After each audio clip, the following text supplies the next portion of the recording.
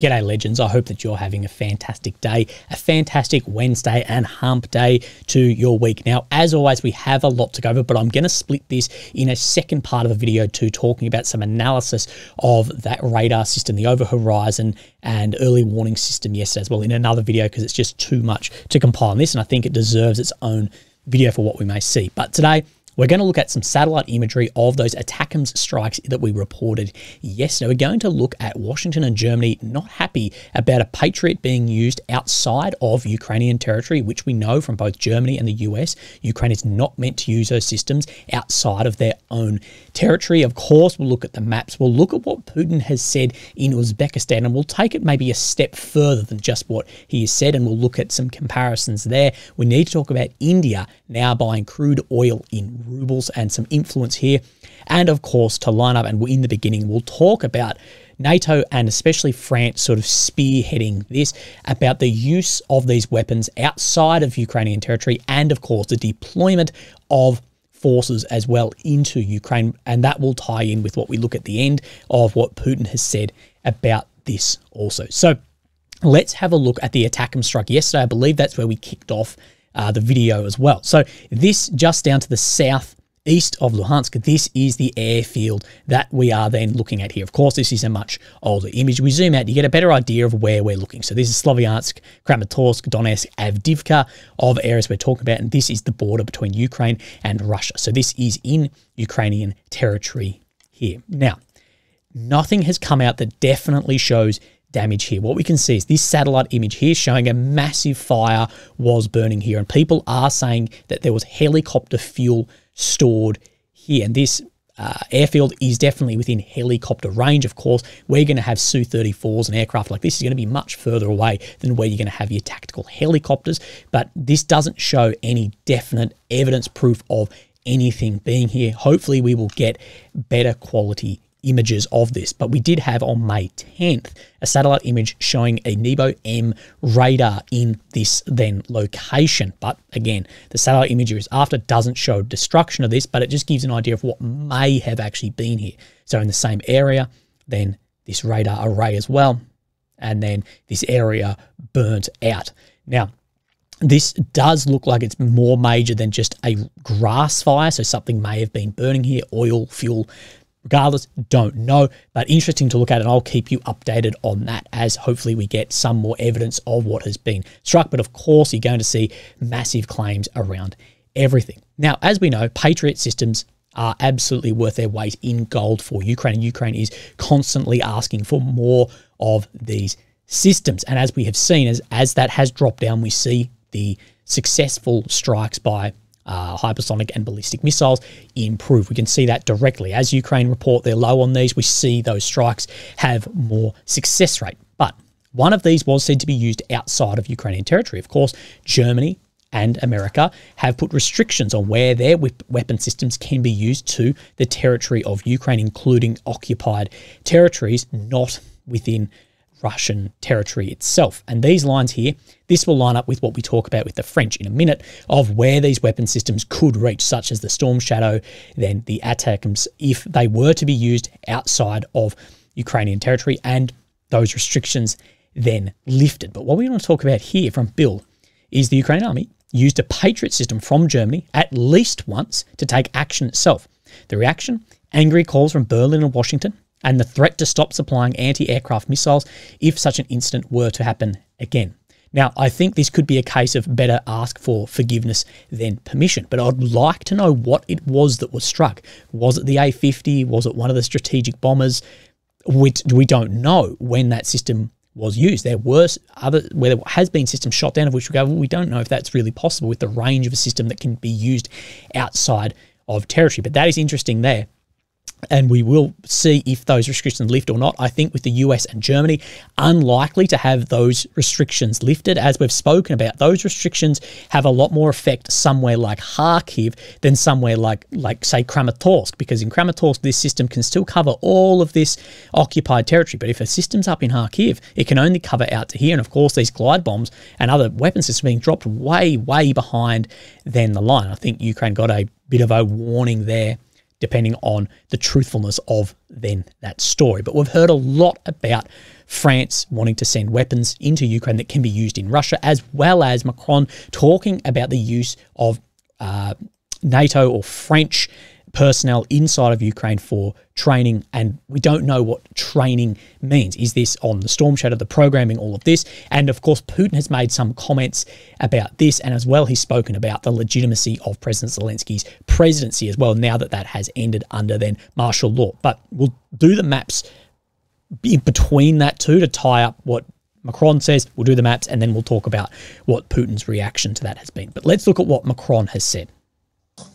Le sol ukrainien est attaqué, de fait, depuis des bases qui sont en Russie. So what we're looking at on this map is we're looking in the Kharkiv region. Of course, we can see that this is Russia up the top here, but where the bases are that Ukraine is saying that it cannot hit. Of course, we know there's a lot of shelling coming into Russia from Ukraine in here, as well as a lot of reporting about Czech Vampire multi-launch rocket systems being used. But what Ukraine is saying is there's Russian buildup all along here, and they knew of this buildup but couldn't do anything about it because there wasn't permission to then target those troops, those systems, those bases. And this is what Macron is saying too. Alors comment on explique aux Ukrainiens qu'il va falloir protéger ces villes, et au fond tout ce qu'on voit en ce moment autour de Kharkiv, si on leur dit vous n'avez pas le droit d'atteindre le point d'où sont tirés? And that is true, that it is impossible to protect Kharkiv, that's only 25 kilometers from the border, if there's weapon systems in Russia can reach this longer than you can't strike that back. Les missiles. En fait, on leur especially with, say, the S-300 being used here. On vous livre des armes, mais vous ne pouvez pas vous défendre. Donc nous, on reste exactement dans le même cadre. On pense qu'on doit leur permettre de neutraliser les sites militaires from which the missiles are fired. Les missiles, et au fond, les sites militaires depuis lesquels l'Ukraine est agressée. Mais on ne doit pas permettre de toucher d'autres cibles en Russie. But we must not allow Ukraine to hit targets inside Russia as civilian targets. But wanting to open up that, then Ukraine can strike with French NATO weapons inside of Russia as well. Now, will this happen? I believe that it will. I believe with the way the war is going, that Ukraine need more support than was originally offered as far as being used outside of occupied territories, as well as the backfill of some positions and training by staff as well to free up other areas. And that is interesting. Of course, this comes only a day after Macron was talking about the deployment of French staff officers into Ukraine to train on the ground. And this has come about as a critique of that. It's absolutely stupid. Number one, putting NATO troops outside of recognised NATO territory means inevitably when the Frenchies are killed, Article 5 cannot be imposed. So if French troops are in Ukraine and get struck, Article 5 won't be imposed as if it would be if it happened inside NATO territory. Two, what can the French teach the Ukrainians? The Ukrainians have far more experience fighting than the French. If the Germans told the Ukrainians to drive around the minefields, imagine what the French would do. Now, this critique from the Germans, this came from Ukrainian tankers in Leopard 2 tanks asking, what do we do against minefields? And they told them to drive around it. Of course, we saw down on the Robotny front here, we saw that Leopard graveyard of just piled up tanks stuck in a minefield. Now, this is true. A single Ukrainian or Russian battalion or platoon currently operating in Ukraine has more combat experience than the entirety of NATO and the entirety of China. People don't want me to say that, but that is true. Our combat experience in the West of conventional warfare is almost zero. Same as is China's and many other nations. And this is what Ukraine and Russia are getting. We need to capitalize on the Ukrainian troops who have conventional warfare experience against weapon systems of which we've never come up against. We've got a lot of asymmetrical warfare, but a war into the future will not be that with a major power. It will be conventional like this. And that's what Russia's getting a lot of as well. This is more of a PR stunt. It will have no effect on the battlefield. If Ukraine really want the French training, it's better to send troops to France. So this is exactly what we have talked about as well, that you're better off sending troops out into the protection under Article 5 of NATO to train. It's only a few hundred kilometres. Yeah, if we're talking about Australian troops getting trained, yeah, okay, maybe it's like, hey, look, it's going to be 5,000 kilometres to anywhere, but train them outside. You're going to have better facilities to do it. You're going to have the freedom to do it. You're not going to be running to bunkers from air raid sirens, all of this. I don't get it more so than a PR stunt here. But I do think we'll eventually see the deployment. I don't know on combat, but I believe in third line to free up more Ukrainian soldiers to go onto the front line. I believe that's going to have to be done, knowing the manpower shortage Ukraine has, as well as we know that French staff are already operating in Ukraine from the leaked German phone calls about the use of Scalp and UK, as of course with the Storm Shadow missiles. We don't know to what extent that is actually then taking place. So let's have then a look at the maps. And we need to talk about a couple of things on misinformation as well straight off the bat to talk about as well as down in Krinky.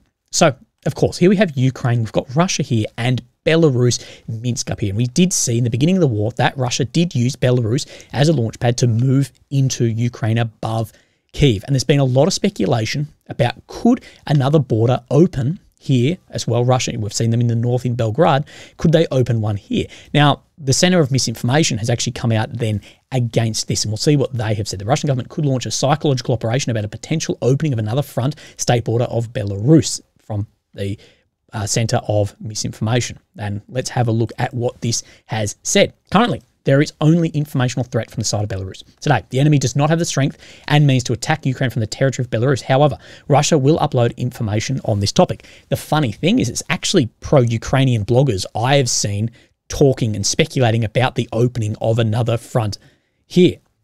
As noted by the head of the Center for Countering Disinformation, Officer of Defense Forces, Andriy Kovalenko, the enemy's goal is to stretch our forces and reserves to affect our logistics. For this, they will increase the situation with information so that our command pays more attention to this direction. However, Belarus is under constant surveillance. According to him, people should remember that we have a big front, and there are active and inactive zones. Russia considers our entire border with Belarusians as a zone of tension. Of course, the defense forces have long been prepared these threats from action from this direction, and all necessary measures are being taken. At this moment, such threat lies exclusively at the informational plane. So saying that it's only informational warfare at the moment and not to get pigeonholed into thinking that's going to open and move more troops around here. But again, we don't know. And what I will say is the deployment of a small force in here could be very quick as well. Like we've seen in Belgrade into Kharkiv, the defensive works were not built up. Similarly, I don't exactly know what it is looking like up here. There's been a lot of doubt around these defensive works. And even if a very small force opened up somewhere in here, this is where these now misinformation, but what people are saying was, even if a very small force opened here, the amount of troops that would have to move a long way away would be still huge. Because of the capital here, it needs to be stamped out very quickly. And if Russia is looking to stretch forces, it makes sense to open on many fronts into Kharkiv or into Sumy or into then other regions. And we have some footage down in Krinky as well. Now, this map never showed it, but if we have a look down in Krinky, near Kozachiliri, we got a geolocation the other day sitting right about where my cursor is, maybe just off a little bit of that a Ukrainian flag had been hung here. Now, a video came out today. Now, I'm not saying this is exactly the same one, but it's said to be in this front. And if you ask me, if we look at this, I don't know if it's a water tower or whatever this base is here, this looks like the same area that a Russian soldier is then taking down this flag here. Seems to have the similar like circumference, similar area. So we can say that that area, see the base of it, that area has been back and forward. At least I'm happy to say that. Now, let's look at what Defense Minister Umerov has said, that Ukraine will receive its first F-16 fighter jet very soon, but half of its desperately needed foreign aid is arriving late. But Umerov said Moscow is preparing for a new push. And we believe, is that push going to be, I personally think it's still going to be in the south or the east, most likely the east, but there are going to be front lines open to draw then soldiers away. Now, their objective is to open a new front in the north, start using all their manpower, firing power against us. They're continuing with their objective to destroy the nation.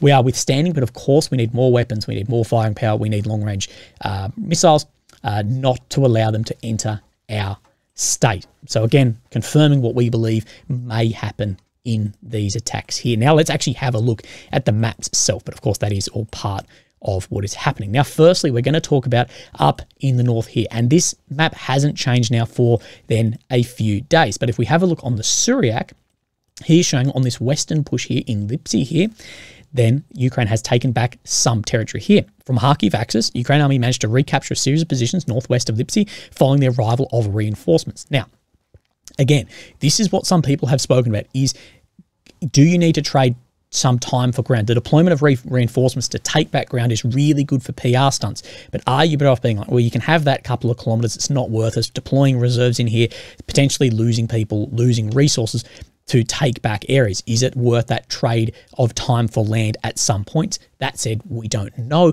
but that Surak is saying that Ukraine has taken back some ground there. And you will see that Ukraine has taken back a few different areas over then the maps today. Now, we work our way down. We've got nothing through this front all the way down through to Severodonetsk. We've got no changes shown on any of the maps.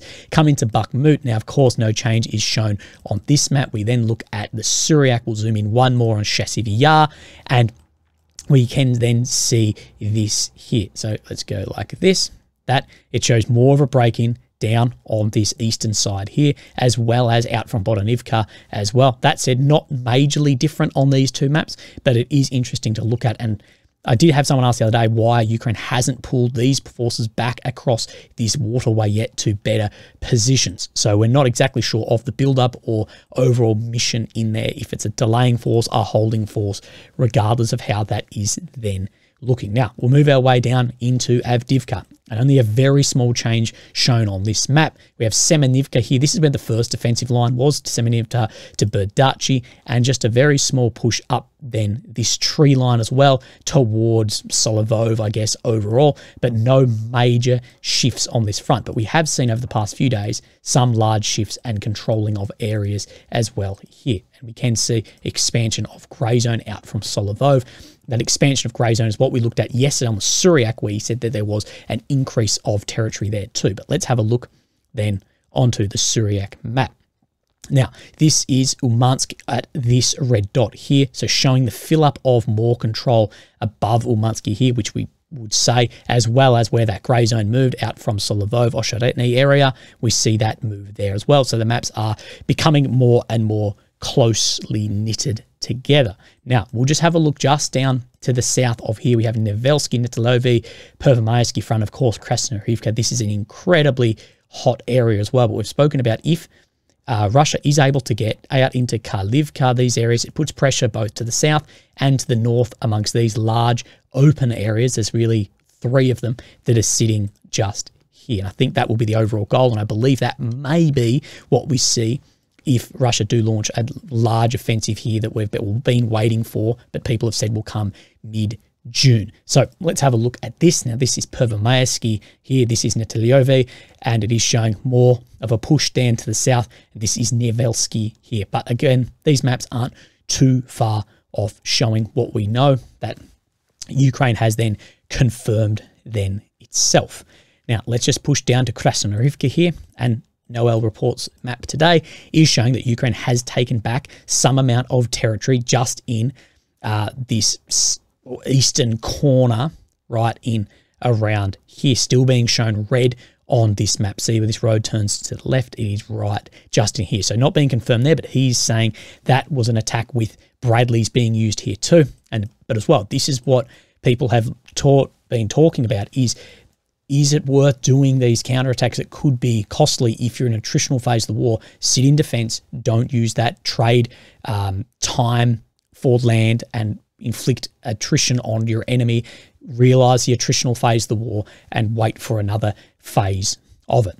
It's just something to have a think about. Now, no changes seen down the rest of here until then we get to Uruzani, of which we have seen confirmed by then Deep State map here showing this. This is very similar to what Surak was showing yesterday, and as well similar to what Noel Reports is showing in Starmorsky as well. I think the Deep State shows more control than Noel Reports. So from the two pro-Ukrainian ones, this has more ties to the MOD. We know it's signed over, and then we'll have a look at what Surak is saying, and he shows in the same general direction as well here.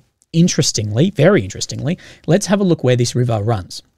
Squiggling around. That Surak shows a lot less Russian control than the MOD map itself. So Surak's probably should be filled in here. If Ukraine MOD is saying that, well, we know that Russia are definitely going to be there because, of course, maps and whatever else will be used as part of information campaigns as well. But that'll be the end of the mapping. Now, we need to talk about Putin, Uzbekistan, what he said. We'll line this up from some intelligence services as well. So Putin has been in Uzbekistan doing a talk after he was in Belarus talking as well. Now, this question here, what are the expectations for cooperation with Tashkent, especially in trade and economic matters, and what Uzbekistan's prospects for taking part in integral structures of post-Soviet space? Russia has genuine interest in expanding our relations with Uzbekistan. Now, the reason I want to talk about this, everything that the mainstream has pulled out of this talk has been about what he said about Zelensky and what he said about France. But I think we need to look at the cooperation between other nations around the world and Russia and building relationships there. Genuine interest in expanding relations with Uzbekistan. Of course, Uzbekistan is currently the second most populated country in the post-Soviet space after Russia, home to 37 million people and adds 1 million every year. The population is growing and Uzbekistan's GDP increased by 6%. So let's have a look at this and compare this to other nations, including Australia, around then the world. So this is what Putin is referring to here, that they have a very high, compared to other countries, fertility rate. So 2.8 births per woman here. Of course, this has dropped significantly, but if we compare it to other countries, very, very high. Compare this with the median age of 27. So you've got a young population as well. Now let's compare that to Russia. Now Russia's median age is almost 40 and their fertility rate is 1.5. This leads to future demographic crises in Russia. Ukraine isn't much better, 1.3 births and then the median age of 44. So it's actually worse. And as well, we don't know, take into account as well with these, then people not coming back as well. Then we'll look at a comparison of complete other area in the world of then Australia, I don't know why that closed, of 1.6 and a median age of 37. So you can see Uzbekistan here is in, at least demographically, a far better position than a lot of places around the world. Now, the next thing he spoke about was then economic growth. Now, let's have a look at this, and I've highlighted some that may be more friendly towards Russia than others. Now, look at places like India, Tajikistan, Sudan, Uzbekistan, with 5.2% put here. Putin said 6, but still, if this is in the highest growing GDPs in the world, that Uzbekistan is number 30, as well as Kyrgyzstan as well. So that is very interesting to see and what they're seeing as further cooperation too. We have a lot of joint plans, industrial cooperation, energy and infrastructure. As you've probably seen and heard, Uzbekistani forces faces some problems because of a landlocked country. So of course, I'll scratch your back if you scratch mine. Now, this is something that is, I think, greatly overlooked in this entire space, is the location of some of these areas and what the influence may be down the line. So first off the bat, let me just show you where Uzbekistan actually sits and why this is important. So here is Ukraine, of course, then here is Russia, this is Kazakhstan, and then you can see Uzbekistan sitting down in here amongst then China as well. Now, historically, Russia has always been a little bit between, is it a European power or is it an Asian power? And this area of the world of Eurasia. Now, one of the primary issues of this war, which I believe is often overlooked, is that the sanctions then placed on Russia has forced Russia to exit from markets, but in turn force them towards other Asian markets, both in the east and the south around the world too. And of course, yes, it has had a dip at some point, but it has taken reliance off and circumvented some of those sanctions as well. And what we're seeing by talks in this, that it's no different in Uzbekistan either, and we'll talk more about that at length. And Russia is not only having success doing this economically, they're having success as well ideologically as how people see areas around the world. Now, this is a breakdown of some GRU, FSB, SVR operations around the world. Now, this is typically aimed at Africa, but same regardless. Russia's Expeditionary Corps is intended to be the vanguard of Putin's multipolar world view. So we live in a unipolar world, we have for a long time, of US at the top, and we're becoming into a more multipolar world with the rise of China and other advancing economies around the world too. So giving a counter for those who reject Western legal structures. But of course, another prong to this is belief and ideology as well. Russia's argument is that it is the bastion of traditional values embodied by religious, the nuclear family, heterosexuality, and loyalty to the state. The Orthodox Church pushes this outreach to religious groups in the US and through social media to conservative constituencies across Western Europe and North America. Now, what I'll say about this is, yes, Russia does paint itself as that bastion of traditional values, but the Russian influence on putting that forward is nowhere near as influential as what the left is doing to say that those aren't the values of the West either, and people pushing back against it. You can't say that people seeing as a reduction in these, let's look at traditional values and religious values, whatever, you can't say, oh, because we're seeing a drop in this, that it's Russia who's influencing. No. We are having far more effect on ourselves than Russia is on this through intelligence operations as well. This vision of Russia is contrasted with a depiction of the West, according to some, of the increasingly lurid propaganda narratives being promoted, the bastion of decadent homosexuality and worship of Satan. And this doesn't just mean in the West. This is to countries all around the world. As well, this continues. Russia's mandate is due to the West's strategic neglect and its failure to address the problems that its partners face. Russia may also fail to do this, but for now, frustration with the West in both Africa and the Middle East is high. The point is, while Western states focus on rebuilding their conventional deterrence in Europe, strategic documents emphasising the nature of global competition are being vindicated. Yet, Western states are failing to compete. This must change. Russia is using unconventional warfare to advance its vision of a multipolar world order. This poses threats far beyond Ukraine. It is critical that Western states rise to meet the challenge. Now, the area we're seeing this most challenge, and in some cases one, is in Africa. Has there been neglect and the failure to address problems in these areas? And now they're looking for other areas of which may suit their local laws more as well. So that is just very interesting to see that push out and what we may be missing and our view being saturated by a war in Europe. Back to this question being asked. In Minsk, you replied to a question about Zelensky's legitimacy and whom to hold talks with if and when they become possible. That more bellicose statements are made from high Western rostrums now that even saying that Kiev should be allowed to strike deep into Russian territory with Western weapons. The first point on the surface is, as you mentioned by my colleagues, is that about the Constitution of Ukraine only extends to the powers of the Rada. It says nothing about extending the powers of the president. Now, we know that Zelensky's term has ended, and they have stated that due to martial law, Zelensky can stay on as president because Ukraine is not willing or to fund a democratic election currently in Ukraine due to then the war and occupied areas.